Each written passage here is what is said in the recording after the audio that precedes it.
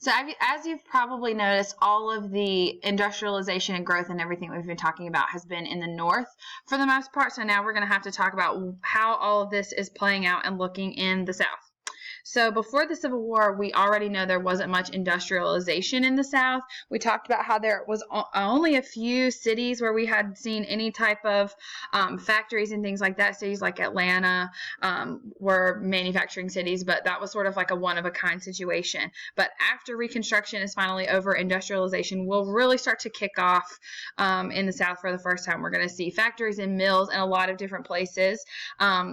North Carolina, South Carolina, and Georgia all become really big textile states. They all have a very large presence of textile mills. North Carolina especially. If you think of all of the major cities in North Carolina, like Raleigh and Greensboro and Charlotte, those three cities all had very, very large textile mills. And I-40 and 85 that connect all of these places, they created those roads originally to ship things back and forth between all of these places. North Carolina and Virginia were also really big in the lumber industry. We're going to see cities pop up that we haven't really seen be very important before, like Nashville and Birmingham. Nashville and Birmingham were both big coal, iron, and steel cities. So obviously farming is still happening. Don't think that farming has gone away. We know it's not ever going to go away. Cotton is just not going to be the sort of holy grail anymore. Things are really going to start to spread out. People are going to be growing a lot more grain, more tobacco, more fruit, and things are really going to spread out. Large plantations are going to phase out. Most farms are going to be a lot more manageable since the labor force running each farm is so much smaller now that slavery is illegal. And obviously you can't have industrialization without transportation. So we've got a lot of new rail lines in the South. There are two major railroad lines that connect the North and the South. But then there are a bunch of different lines that connect all the major southern cities. To build these railroads, if you've seen old movies, then you probably know that we used prison labor to make that happen. If you've seen like A Brother Where Art Thou or Shawshank Redemption or something like that, they work on railroads, and that was pretty much the best way to do it because it kept costs low. So once we start building more rail lines, cities like Atlanta, Nashville, and Dallas are going to blow up even more than they already were.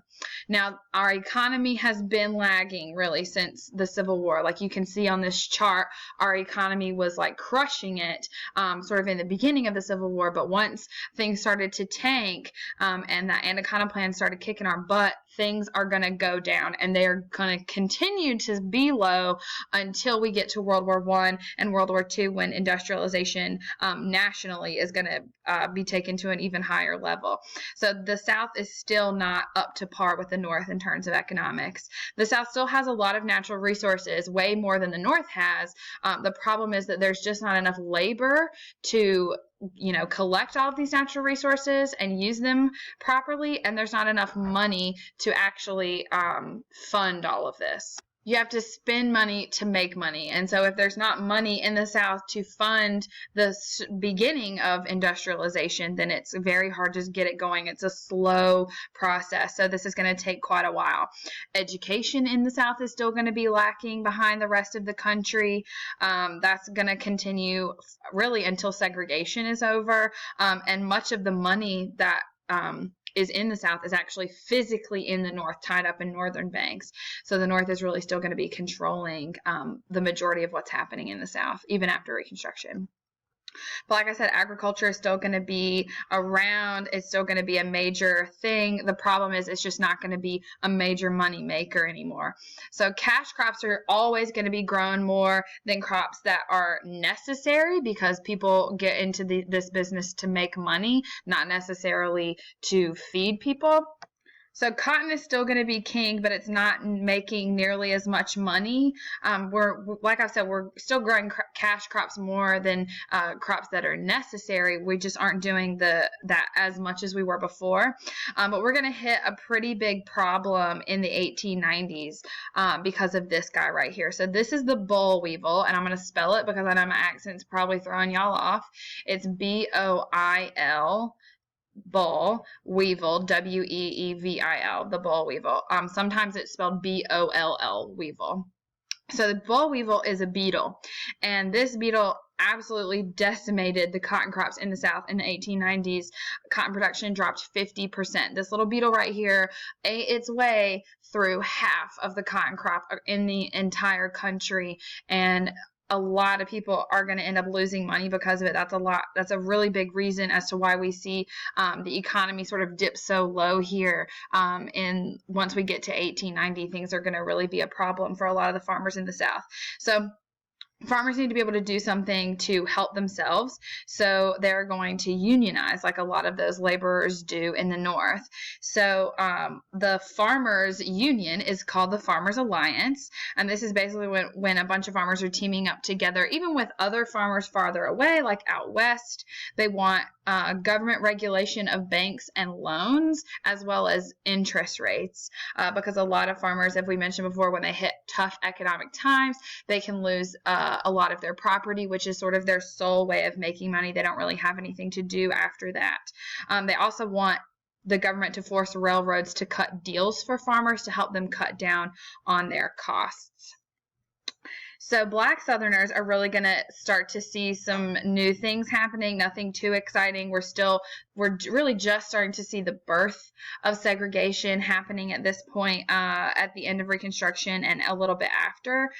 Black Southerners are starting to break out of the sharecropping slavery situation that was happening during Reconstruction. Some of them are going to be opening their own businesses. We're even going to see Black farmers joining the Farmers Alliance.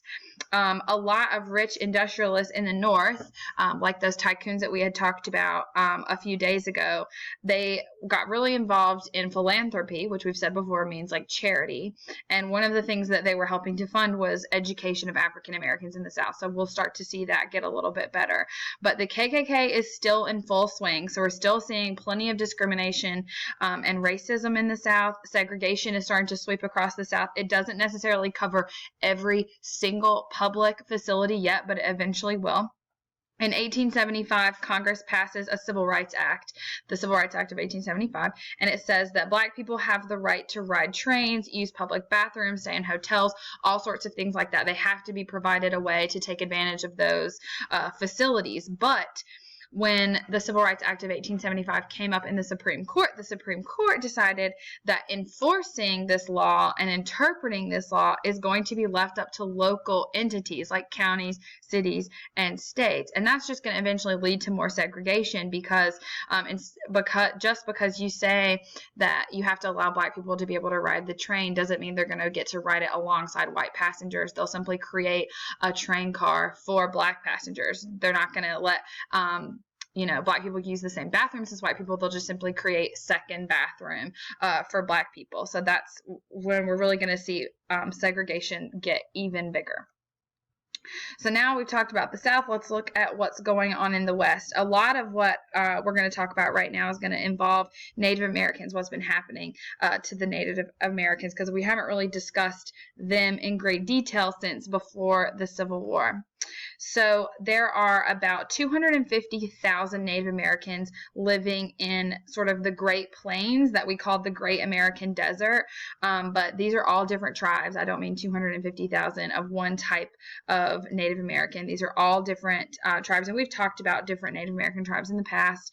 They all have their different and own cultures and traditions and everything. So like, for example, in the Pacific Northwest, tribes are using fishing and forest hunting. In the South, they're more hunter-gatherers, and they are going to struggle a lot more economically.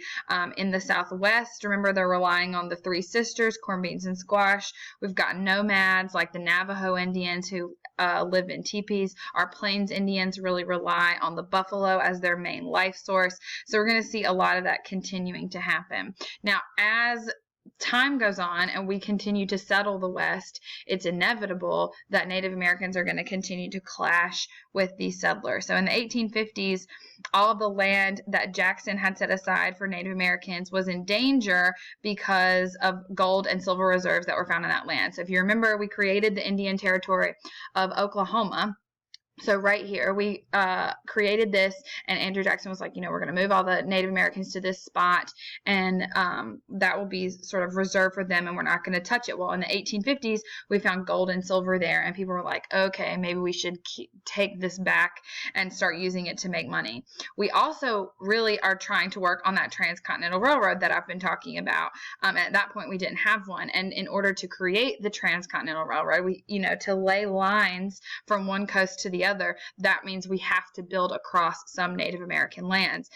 So that's a tricky situation, sort of like what we just saw happening with the pipeline that they wanted to build near a Native American reservation. The same thing was sort of happening back then. So in the 1860s, the federal government started setting up reservations. So instead of one large Indian territory, we started setting up smaller ones that were more spread out.